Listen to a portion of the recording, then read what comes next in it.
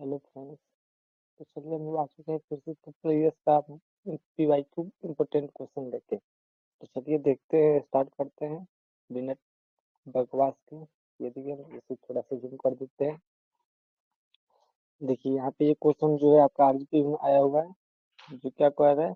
देखिए extraction processing and utilisation of coal. Coal का जो है एक्सट्रैक्शन प्रोसेसिंग एंड यूटिलाइजेशन बताना है। तो चलिए पहले इंट्रोडक्शन देख लेते हैं कूल का। Coal is a fusel fuel formed from burnt plant material subject to heat, pressure over millions of years. It is one of the most widely used sources of energy, electricity generation, steel production, and industrial process. तो देखिए introduction जो है वो कहना क्या चाहता है, coal is फ्यूजल fuel है। जो कोयल है, जो कोयला है, वो हम लोग का फ्यूजल फ्यूल है। जो फॉर्म फ्रॉम जो बनता है ब्यूरेड प्लांट्स मटेरियल, जो प्लांट्स के सड़ने गड़ने के बाद बनता है, subjected to heat and pressure. जो बहुत जिसमें हीट और प्रेशर के कारण मिलियंस ऑफ ईयर टाइम जो लगता है इसको बनने में। It is one of the most widely use resources of energy. ये जो है एनर्जी का रिसोर्स जो सबसे वाइडली ज्यादातर यूज होने वाला सोर्स है एनर्जी का, जिसका यूज करके हम लोग इलेक्ट्रिसिटी जनरेशन करते हैं, इलेक्ट्रिसिटी जनरेट करते हैं, स्टील प्रोडक्शन करते हैं, एंड इंडस्ट्रियल प्रोसेस में इसका यूज हम लोग करते हैं। नेक्स्ट हम लोग देख लेते हैं क्या है एक्सट्रैक्शन ऑफ कोल। अब फर्स्ट वाला जो हम लोग है यहाँ पे देखिए, एक्सट्रैक्शन ऑफ कोल। कोल को हम लोग निकालते कैसे, खनन कैसे करते हैं, देखिए यहाँ पे।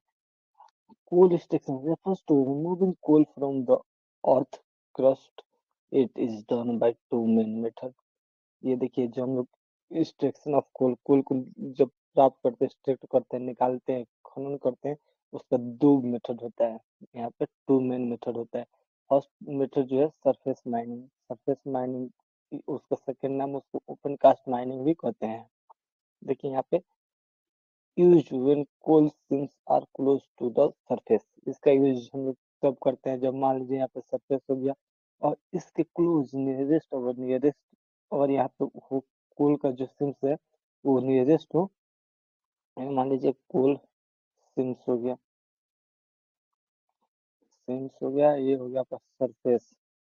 और इसके पास में अगर ये होता है, नियरेस्ट होता है, तो हम लोग सरफेस माइनिंग का यूज करते हैं। और देखिए ओवरबर्न, ओवरबर्न मतलब soil and rock is remove. पहले हम लोग क्या करते हैं, इसको खनन करने से पहले हम लोग यहाँ का सोइल जो होता है, जो मिट्टी होता है, जो रॉक, जो यहाँ पे पत्थर चट्टान वगैरह होते हैं, उसको हम लोग हटाते हैं। फिर हम लोग क्या करते हैं, कोलसीस को निकाल देते हैं। देखिए यहाँ पे टाइप्स दिया हुआ है, इसमें भी सरफेस वाला जो था, सरफेस माइनिंग में भी टाइप होता है। उसका जो टाइप है स्ट्रिप माइनिंग होता है और ओपन पिट माइनिंग होता है। और इसका देखिए high recovery rate and low cost. इसमें जो होता है हम लोग रिकवरी जो उससे प्राप्त होता है वो उसका रेट बहुत हाई होता है, और इसमें कॉस्ट जो है वो लो लगता है, बहुत लो कॉस्ट लगता है। अब इसका सेकेंड पार्ट देख लेते हैं, underground mining. As when coal seams are deep. जब यहाँ पर मान लीजिए सरफेस पे और कोल जो है बहुत ज्यादा डीप में हो, बहुत ज्यादा डीप में अगर होता है, तो उसमें हम लोग यूज करते हैं अंडरग्राउंड माइनिंग का। यहाँ पर मेथड इसका भी दो मेथड होता है, रूम एंड पिलर मेथड और लॉन्ग वॉल माइनिंग। अब एक बार हम लोग इमेज इस सबका देख लेते हैं। जिससे मान लीजिए कोल बनता है कैसे, ये देखिए जनरेटिव स्पीड सब हो गया इसको। देखिए टाइम बहुत थाउजेंड ऑफ ईयर्स, मिलियन इसमें ईयर्स लग जाते हैं। यहाँ पे प्रेशर और देखिए हीट के बीच में यहाँ पे पेट, फिर लाइट लिग्नाइट होता है, फिर यहाँ पे कोल हम लोग को मिलता है। यहाँ पे देखिए जो उसका होता है माइनिंग का, यहाँ पे रूम एंड पिलर माइनिंग। फिर देखिए यहाँ पे जो होता है रूम की तरफ बांट बांट के, यहाँ पे देखिए कैसे उस बाद से इसका माइनिंग किया जाता है। जो आपका डीप होता है, जब यहाँ पर अंडरग्राउंड वाला आता है, रूम एंड पिलर मेथड ये वाला है। आपका यही वाला माइनिंग यहाँ पर है, देखिए ये वाला माइनिंग आपका ओपन पिलर माइनिंग हो गया। वहां पर देखिए ओपन पिट, यहाँ पे ओपन पिट ऑपरेशन था, जिसमें देखिए कैसे यहाँ पे उसको ऑपरेशन किया जाता है, कैसे इसका यूज करके हम लोग यहाँ पे माइनिंग करते हैं। और जो ओपन पिट वाला था, ये देखिए आपका सरफेस माइनिंग का पार्ट है, ये वाला आपका सरफेस माइनिंग का पार्ट है। और फिर से यहाँ पे आप लोग देख सकते हैं, यहाँ पे अंडरग्राउंड लैंड, यहाँ पे कहाँ गया, एक मिनट एक मिनट। हाँ यहाँ पे देखिए सरफेस यहाँ पे हो गया, यहाँ पे ऑन डिस्टर्ब लैंड, यहाँ पे कोल सीम्स, यहाँ पे ये कोल सीम्स इसी को कहते हैं। कोल सीम्स यहाँ पे हो गया, देखिए यहाँ पे कोल सीम यहाँ पे भी हो गया इसका। देखिए ये वाला जो नीचे ये डीप वाला हो गया, और यहाँ पे जो है ये सरफेस के नियरेस्ट वाला हो गया। और ऊपर वाला देख लेते हैं, इसमें इसमें भी है, देखिए अंडरग्राउंड माइनिंग मेथड यहाँ पे, सरफेस माइनिंग मेथड यहाँ पे है। जिस यहाँ पर रोक को देखिए यहाँ पे किस प्रकार हम लोग यहाँ पे माइनिंग करते हैं। यही आपका हो गया mining of coals, extraction of coals. अब यहाँ पे एक और चीज देख लीजिए, इसको ही हम लोग यहाँ पे फर्स्ट मेथड यहाँ पर हम लोग देखे थे। यहाँ पे देखिए फर्स्ट वन जो है स्ट्रिप माइनिंग, ओपन पिट स्ट्रिप माइनिंग जो होता है वो इसी को कहते हैं स्ट्रिप माइनिंग। ये देखिए स्ट्रिप माइनिंग जो सरफेस के ऊपर, इसको भी हम लोग स्ट्रिप ही बोलते हैं। चलिए नेक्स्ट पेज हम लोग देख लेते हैं।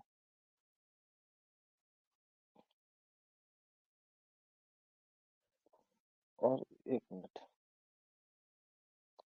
लॉन्ग वाल इसके बाद यहाँ पे देखिए क्या है उसमें कहिए, ये जो था अंडरग्राउंड माइनिंग में more dangerous and costly than surface mining. जो अंडरग्राउंड माइनिंग है वो कॉस्टली होता है कंपेरिजन टू सरफेस माइनिंग, और इसमें मोर डेंजरस होता है, क्योंकि अब मान लीजिए डीप में है, बहुत ज्यादा सरफेस से बहुत ज्यादा नीचे पे है, तो उस पर डेंजरस खतरा तो बना ही रहता है ना। इसलिए अब देखिए यहाँ पे प्रोसेस ऑफ कोल क्या होता है, कैसे उसको प्रोसेसिंग किया जाता है उसका देख लेते हैं हम लोग। Processing improve cools quality and efficiency. जो उसका कुल जो होता है कोयले का जो है उसका क्वालिटी एंड एफिशिएंसी को हम लोग प्रोसेसिंग में इंक्रीज करते हैं, इम्प्रूव करते हैं। जिससे फर्स्ट में आता है क्रशिंग एंड स्क्रीनिंग, फिर washing to remove us and impurities, फिर उसको वॉश किया जाता है, धोया जाता है। फिर क्रशिंग एंड स्क्रीनिंग में क्या होता है, मान लीजिए कोयला जो होता है कभी बड़ा ऐसे ऐसे बड़े बड़े आकार में साइज में होता है, उसको क्रॉसिंग किया जाता है, काट के छोटे छोटे पार्ट में किया जाता है। और स्क्रीनिंग मतलब उसको छानना नहीं होता है, छाननी जिससे चलनी हम लोग कहते हैं उसमें चाला जाता है, वैसे छानना इसमें होता है। उसी को यहाँ पे स्क्रीनिंग जिसमें डाल के हम लोग छोटे छोटे आकार में इसको कर देते हैं, जो इजीली हम लोग इंडस्ट्रियल में यूज कर सकते हैं।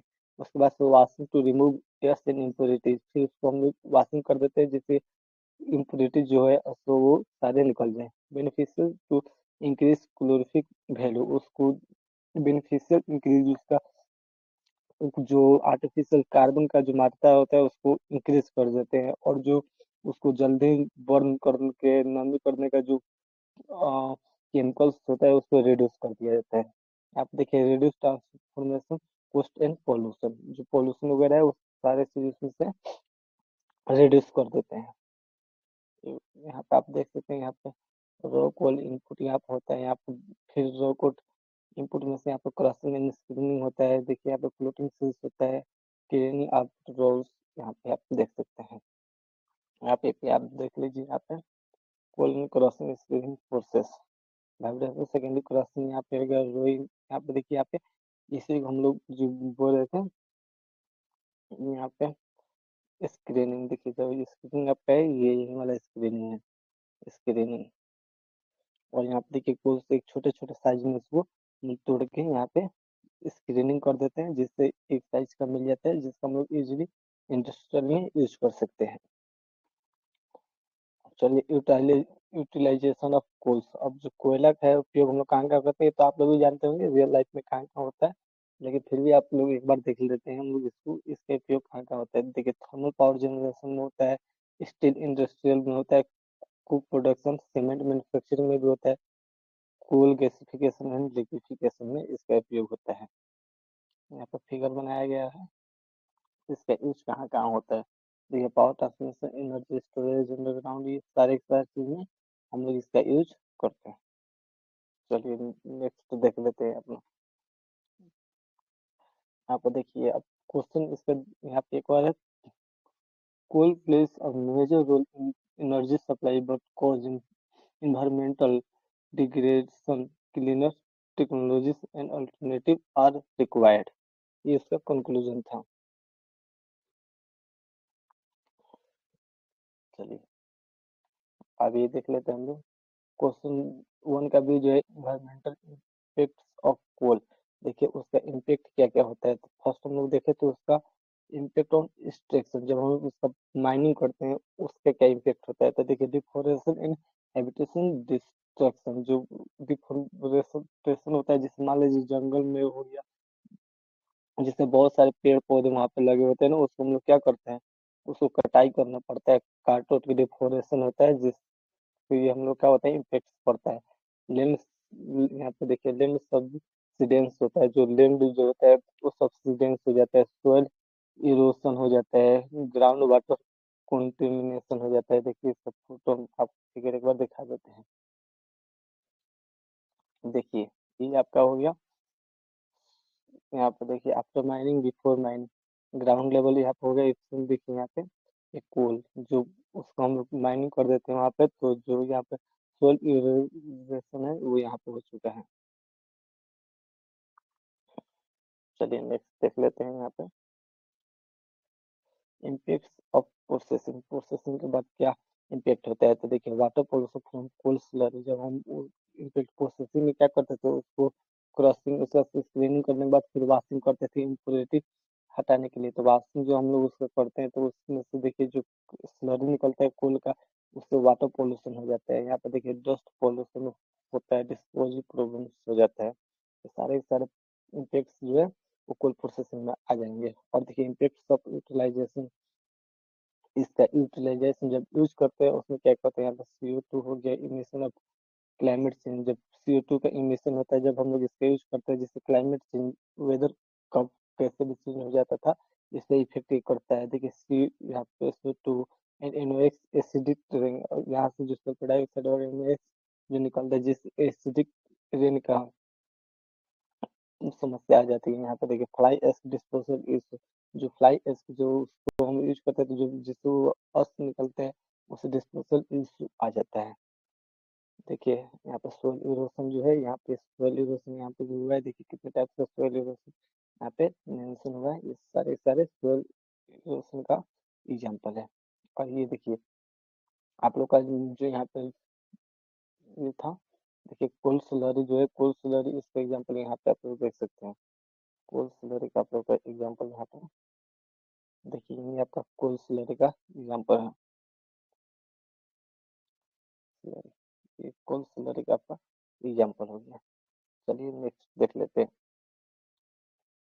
देखिए उसका कंक्लूजन क्या है, यहाँ पे coal use cause several environmental damage requiring strict regulation and cleaner energy transition। अब देखिए आपका सेकंड देखिए टू का एक क्वेश्चन क्या कहते हैं, हाइड्रो एनर्जी टेक्नोलॉजी, जो हाइड्रो एनर्जी होता है उसका टेक्नोलॉजी। देखिए टाइप ऑफ हाइड्रो पावर देख लेते हैं पहले। लार्ज हाइड्रो पावर होता है, लार्ज हाइड्रो पावर में क्या आ जाएगा, फर्स्ट वाला होता है लार्ज हाइड्रो पावर प्लांट्स, जिसमें लार्ज हाइड्रो पावर प्लांट्स का हम यूज करते हैं। लार्ज डेम एनर्जी जो इसमें जो होता है लार्ज डेम रिक्वायरमेंट होता है। हाई पावर आउटपुट, इससे हम लोग क्या मिलता है, हाई पावर आउटपुट, आउटपुट जो होता है हम लोग को ज्यादा मात्रा में मिलता है। लॉन्ग लाइफ स्पेन, इसका जो टाइम पीरियड होता है बहुत ज्यादा होता है। और सेकेंड वाला हम देखते हैं यहाँ पे स्मॉल हाइड्रो पावर, इसका कैपेसिटी जो होता है ग्रेटर देन यहाँ पे 25 मेगावाट से लेस देन होता है यहाँ पे कैपेसिटी इसका। और इन्वायरमेंटल फ्रेंडली होता है, ये इन्वायरमेंट का फ्रेंडली होता है, मतलब suitable for rural area, rural area के लिए सुटेबल भी होता है। इसका भी हम लोग देख लेते हैं। यहाँ पे देखिए, यहाँ पे जैसे ये वाला हो गया डेम्स, इसमें हम लोग पानी रखते हैं, यहाँ से पानी को निकाल के फिर यहाँ पे टरबाइन लगा के उसको घुमा के फिर यहाँ से हम लोग इसको इलेक्ट्रिसिटी में यूज कर लेते हैं। देखिए यहाँ पे जब यहाँ पे टरबाइन घूमता है तो काइनेटिक एनर्जी जनरेट होता है, जिसका हम यूज करके इलेक्ट्रिसिटी एनर्जी जनरेट कर लेते हैं मैकेनिकल एनर्जी के थ्रू। यहाँ पर आप लोग थर्ड नंबर देख सकते हैं, रन ऑफ रिवर प्लांट। यहाँ पे देखिए रन ऑफ रिवर प्लांट्स के एग्जांपल, यहाँ से जब नदी जब कोई जाती है, नदी में से वहां से पाइपलाइन लगा के यहाँ से पानी को दूसरे लाइन से ले लेते हैं, फिर यहाँ पे नदी के पास में ही यहाँ पे टरबाइन लगा के यहाँ पे पास, यहाँ से पास पानी करते हैं, जिससे टरबाइन रोटेट होता है, जिससे हम लोग यहाँ पे इलेक्ट्रिसिटी जनरेट कर लेते हैं और फिर से पानी को नदी में मिला देते हैं।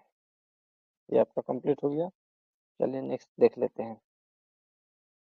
नेक्स्ट जो है आपका ये देखिए पम्प्ड स्टोरेज प्लांट, जिसका यूज देखिए एनर्जी स्टोरेज सिस्टम होता है यूजफुल ड्यूरिंग पीक डिमांड। जो ऊंचे स्थान के लिए डिमांड होता है उसके लिए ये बहुत यूजफुल होता है। देखिए यहाँ पे आप लोगों को फिगर हम दिखा देते हैं।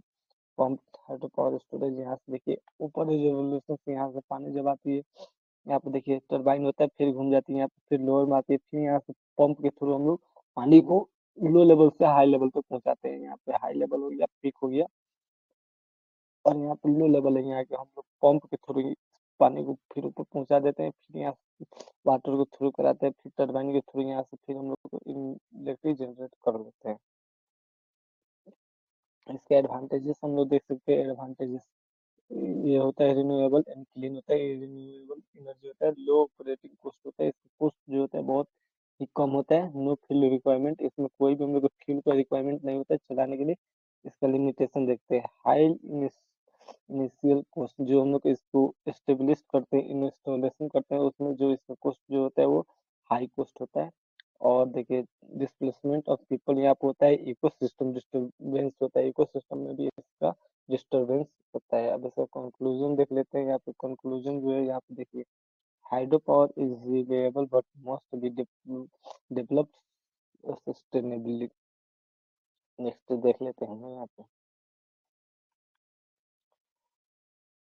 ये क्वेश्चन बहुत ही ज्यादा भी इम्पोर्टेंट क्वेश्चन है, बहुत ही ज्यादा इम्पोर्टेंट है।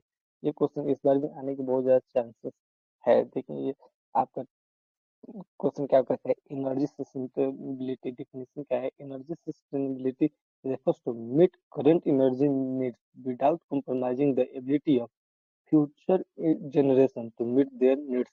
इसका मतलब ये होगा कि हम लोग को अभी का वर्तमान का जो है प्रेजेंट का एनर्जी रिक्वायरमेंट जो हम लोग है उसको कंप्लीट करते हुए, और फ्यूचर का भी, जो फ्यूचर में आने वाला जो फ्यूचर जनरेशन है उसको भी ध्यान में हम लोग रखते हुए जो एनर्जी का यूज होता है, जो उपयोग होता है, उसे एनर्जी सस्टेनेबिलिटी कहते हैं। चलिए देखिए इसका थ्री डायमेंशन होता है, थ्री पिलर होता है।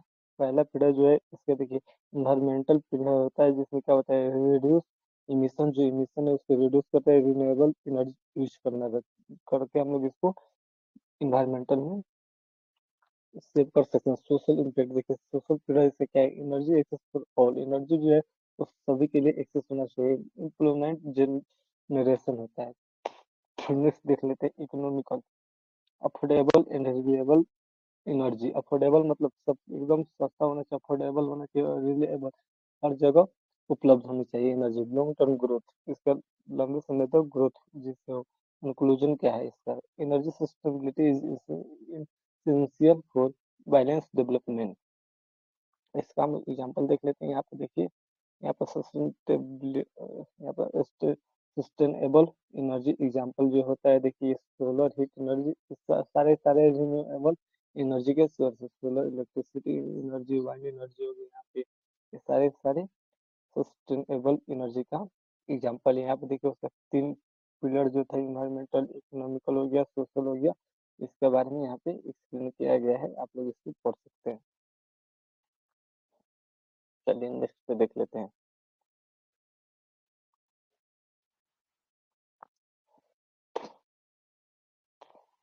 ये देखिए, ये भी क्वेश्चन बहुत ही ज्यादा इंपॉर्टेंट है। फॉरेस्ट इकोसिस्टम स्ट्रक्चर देखिए, प्रोड्यूसर जो होता है ट्री स्टब्स होता है, कंज्यूमर जो है हर्बर्स और कैनवर्स होता है, डिकम्पोजर जो होता है बैक्टीरिया फंगी होता है। अब देखिए यहाँ पे फॉरेस्ट इकोसिस्टम, एक मिनट, यहाँ पे देखिए प्रोड्यूसर जो हो गया ट्री हो गया, ये सब सारे के सारे क्या है, ये प्रोड्यूसर हो गए। यहाँ पे कंज्यूमर जो शाकाहारी होते हैं उनको कंज्यूमर कहते हैं। और यहाँ पर देखिए डिकम्पोजर, यहाँ पे पहले जो यहाँ पे ट्री जो होता है ये प्रोड्यूसर हो जाता है आपका, ये जो होता है कंज्यूमर जो ट्री वगैरह को खाता है उनका भोजन करता है, वो हो जाता है कंज्यूमर। और यहाँ पे देखिए डिकम्पोजर, जब ये मर जाते हैं, जब इनका डेथ हो जाता है तो उनको कंपोजिट करके फिर से यूज हो जाता है। न्यू पेड़ पौधे से न्यूट्रिएंट्स लेके फिर से यहाँ पे न्यू पेड़ उगते हैं, फिर उनसे ये अपना प्रोड्यूसर को ये कंज्यूम करते हैं, फिर ये प्रोसेस लगता रहे, ऐसे चलता रहता है। इसी को कहते हैं फॉरेस्ट इकोसिस्टम। यहाँ पे आप देख सकते हैं इसका फंक्शन क्या क्या है। कार्बन सिक्वेस्ट्रेशन जो होता है इसका फंक्शन पहले क्लाइमेट रेगुलेशन होता है, सोil कंजर्वेशन होता है, ऑक्सीजन प्रोडक्शन होता है। यहाँ पर आप एग्जांपल दे सकते हैं, फॉरेस्ट फूड वेब जो बताए थे यहाँ पे, जैसे यहाँ पे फॉक्स हो गए, रेबिट हो गए, ये सारे सारे एक दूसरे से रिलेटेड है। यहाँ पे देखिए प्रोड्यूसर ग्रीन प्लांट जो है, यहाँ पे रेबिट जो है ये खाता है ग्रीन प्लांट को, इसको ये फॉक्स यहाँ से खाता है। फिर यहाँ पे देखिए ये भी रेड टिल देखिए ये भी खाती है। ये सारे सारे एक दूसरे से कनेक्टेड है। यहाँ पे देखिए डिकम्पोजर फंगी एंड बैक्टीरिया यहाँ पे है। यहाँ पे भी एक छोटा सा डायग्राम है, देखिए फॉरेस्ट फूड चेन यहाँ पे हो गया, जैसे यहाँ पे सन हो गया, यहाँ पे प्रोड्यूसर हो गया, सनलाइट से लेके ये भोजन अपना बनाते हैं पेड़ पौधे, और इनको ये हार्बर्स खाते हैं, फिर इनसे ओमिनिवर्स खाते हैं, फिर कार्निवर्स खाते हैं, यहाँ पे कार्बिनिवर्स खाते हैं, फिर डिकम्पोजर यहाँ पे आ जाता है। तो यहाँ पे देखिए ये हो गया प्रोड्यूसर हो गया, ये प्राइमरी कंज्यूमर हो गया, सेकेंडरी कंज्यूमर हो गया, टर्टियरी कंज्यूमर हो गया, फिर यहाँ पे टर्टियरी कंज्यूमर हो गया, और इनकी डेथ के बाद ये डिकम्पोज हो जाते हैं। फिर से यहाँ पे न्यूट्रिएंट्स लेके पेड़ पौधे, फिर इनसे पेड़ पौधे उगते हैं, फिर यहाँ पर सनलाइट लेके अपना भोजन बनाते हैं। ये प्रोसेस जो है चलते रहता है। इसका कंक्लूजन देख लेते हैं, forest ecosystem maintain ecological balance and biodiversity. आपका यहाँ पे देखिए ये थर्ड नंबर जो है यहाँ पे question, human impact on forest human activities. जो ह्यूमन एक्टिविटी है वो फॉरेस्ट को कैसे इम्पेक्ट करता है, ह्यूमन एक्टिविटी, इसको हम एक बार देख लेते हैं।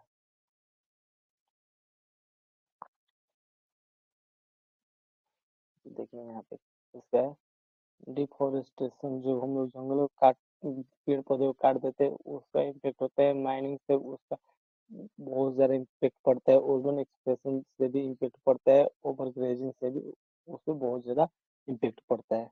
कॉन्सिक्वेंस कॉन्सिक्वेंस में बायोडाइवर्सिटी लॉस हो जाता है, क्लाइमेट चेंज का प्रॉब्लम आ जाता है, मौसम जो बदलते रहता है बहुत जल्द जल्द, जिसका सीजन आओ वो भी सीजन नहीं रहता है, ये क्लाइमेट चेंज में आ जाता है। रिड्यूस इकोसिस्टम सर्विस, इसको हम एक बार देख लेते हैं। तो सवाल आ गया, कोई बात नहीं। यहाँ पे देखिए कंक्लूजन इसका देख लेते हैं। कंक्लूजन जो है यहाँ पे, human activities threaten forest ecosystem requiring conservation efforts.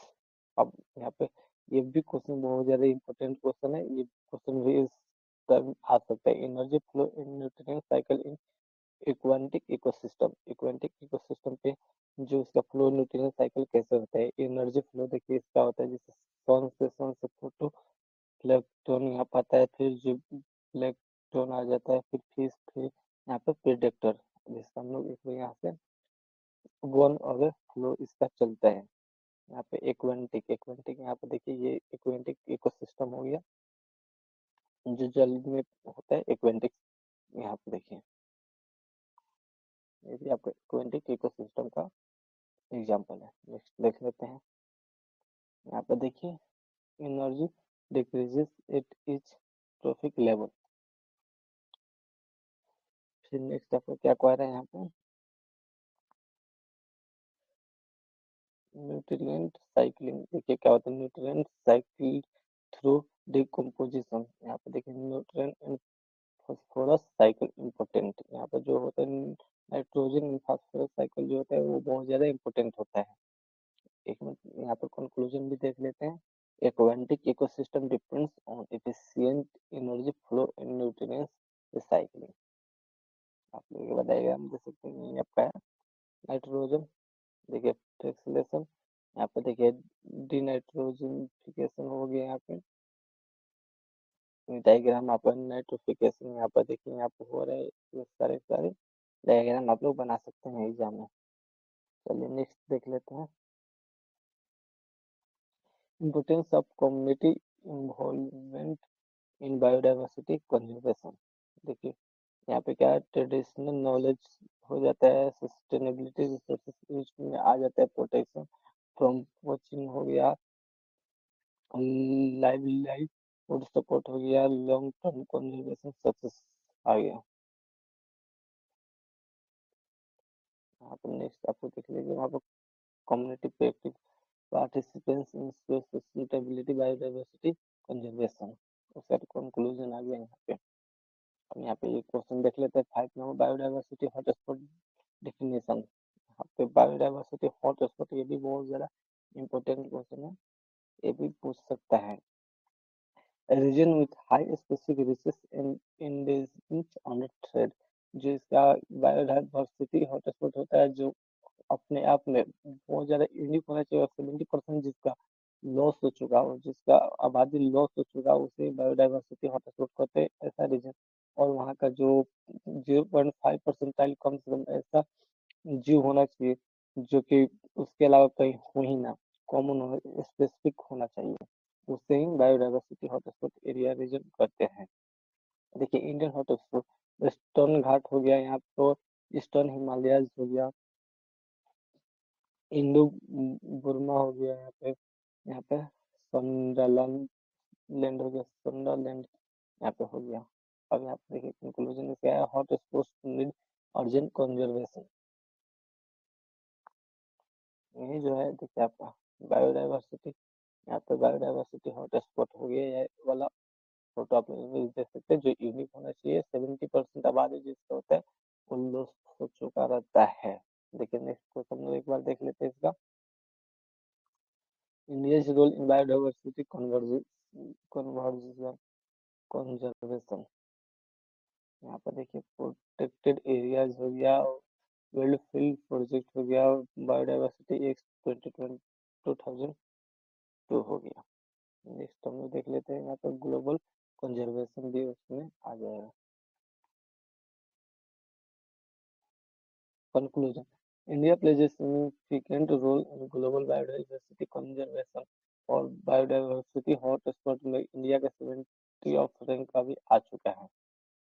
चलिए नेक्स्ट हम लोग देख लेते हैं, air pollution in rural area कोज।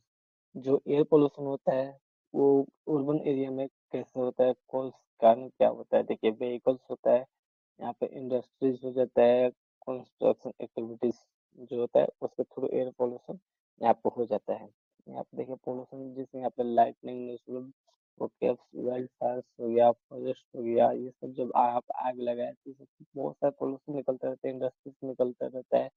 ये सारे सारे आप लोग एग्जाम्पल देख सकते हैं। इफेक्ट्स में आपको हो गया स्पेक्ट्रल गैसेस हो गया, स्मोक हो गया, एसिडिक रेन, ये सारे सारे इफेक्ट है एयर पोल्यूशन का। एसिडिक रेन आपको भी पता है, कंट्रोल मेजर्स, इसको कंट्रोल कैसे कर सकते हैं, क्लीनर फ्यूल्स, पब्लिक ट्रांसपोर्ट का यूज करके हम इसको रोक सकते हैं। यहाँ पे देखिए, यहाँ पे आप लोग देख सकते हैं, इस सारे सारे इसका एग्जाम्पल है। स्टेशनरी, देखिए इसका इफेक्ट जो है यहाँ पे क्या है, destruction of the ozone layer. Ozone layer आपको पता ही होगा, ओजोन लेयर नहीं होता है तो बहुत सारे अल्ट्रावायलेट रेज जो होता है जो सन से आता है, जिसका प्रोटेक्शन में क्या ओजोन लेयर प्रोटेक्ट करता है, जिसको अर्थ से आने से पहले उसको रिफ्लेक्ट कर देता है। अगर ओजोन परत नहीं रहता है तो हम लोग को स्किन, बहुत ज्यादा स्किन रोग हो सकता है, चर्म रोग हो सकता है। यहाँ पे देखिए हीट हेप्स हो गया, एवियन में बहुत सारे सारे प्रॉब्लम हो जाता है, और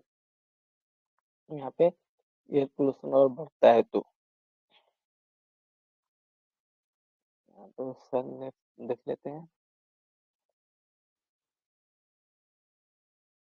अफॉरेस्टेशन यहाँ पे हो गया, उसी का पार्ट है। देखिए इंडिविजुअल रूल क्या होता है, कारपूलिंग हो गया, एनर्जी सेविंग हो गया, अवॉइडिंग वेस्ट गवर्नमेंट, इससे हम लोग एयर पोल्यूशन को रोक सकते हैं। नेक्स्ट क्वेश्चन देख लेते हैं, गवर्नमेंट रिस्पॉन्सिबिलिटीज। गवर्नमेंट का रिस्पॉन्सिबिलिटी क्या है, इमिशन ऑफ स्टैंडर्ड्स हो गया, पॉल्यूशन मॉनिटरिंग हो गया, पब्लिक अवेयरेंस हो गया, पॉलिसी इन्फोर्समेंट हो गया। कंक्लूजन इसका देख लेते हैं, government action is vital to control urban area air pollution. अब नेक्स्ट क्वेश्चन देख लेते हैं, impact of urbanization। Impact of urbanization क्या होता है, देखिए increase pollution, waste generation, loss of green spaces, heat island effect. यही जो आपका होता है, ये क्या होता है, इम्पैक्ट ऑफ urbanization, urbanization हो जाता है। यहाँ पर कंक्लूजन देख लेते हैं क्या होता है, unplanned urbanization harms the environment। Next देख लेते हैं क्या है माइटिगेशन स्ट्रेटजी क्या होता है। सस्टेनेबिलिटी अर्बन प्लानिंग हो गया, ग्रीन बिल्डिंग्स हो गया, वेस्ट रिसाइकलिंग हो गया, वेस्ट जो होता है उसको रिसाइकलिंग कर सकते हैं, अर्बन अफोरेशन हो गया। यहाँ पे इसका इमेज है, आप लोग यहाँ पे इमेज थ्रू भी इसको देख सकते हैं, समझ सकते हैं। ऐसे आप एग्जाम में क्वेश्चन ये आता है तब तो इमेज बना सकते हैं। यहाँ पे देखिए smart planning reduce environmental damage हो गया। और यहाँ पे एक नंबर क्वेश्चन देख लेते हैं। ये देखिए फॉरेस्ट कंजर्वेशन एक ये क्वेश्चन हमेशा आता है और इस बार भी आने का बहुत ज्यादा चांसेस है। ये भी यही क्वेश्चन है। इसमें देखिए क्या है रिस्ट्रिक्शन फॉरेस्ट लैंड डाइवर्जन इसका जो इसके थ्रू जो होता है ये रिस्ट्रिक्टेड फॉरेस्ट लैंड डाइवर्जन होता है जो 1980 में बना था, जिसको 1988 में लागू किया गया था। सेंट्रल अप्रूवल रिक्वायर्ड अभी है इसका। देखिए रेन वाटर हार्वेस्टिंग क्या होता है, collection and storage of rain water recharges underground water. देखिए यहाँ पर जेनेटिक डाइवर्सिटी क्या होता है, varieties with specific variation with specific, जिसमें क्या होता है वैराइटीज ऑफ जेनिक्स होता है जो जेनेटिक डाइवर्सिटी में आता है। इंक्रीज एडेप्टेबिलिटी जिससे हम लोग क्या करते हैं अपने जेनेटिक का जो गुण होता है उसको एडेप्ट करते हैं। देखिए हाइड्रो एनर्जी क्या होता है, क्लीन फ्यूल हो जाता है, जीरो कार्बन इमिशन हो जाता है। हाइड्रो एनर्जी जिसमें क्लीन फ्यूल आता है और जीरो कार्बन इमिशन जिसमें कार्बन इमिशन 0% में होता है। अब यहाँ पर हम फिगर देख लेते हैं। ये देखिए type of biodiversity genetic diversity. देखिए यहाँ पे सारे सारे डॉग हैं लेकिन इन लोग का देखिए बहुत अलग अलग जेनेटिक अलग अलग कैटेगरी के देखते हैं, सारे सारे जेनेटिक के थ्रू होता है अलग अलग। यहाँ पे पेड़ पौधे भी है बहुत सारे लेकिन सारे सारे जेनेटिक के थ्रू सबका जेनेटिक अलग अलग होता है जेनेटिक डाइवर्सिटी के थ्रू। यहाँ पे भी आप लोग देख सकते हैं सारे सारे गिरधारी ऑटोमेटिक अपने अपने बहुत सारे अलग अलग टाइप्स के हैं। सब सारे सारे जेनेटिक के कारण होता है।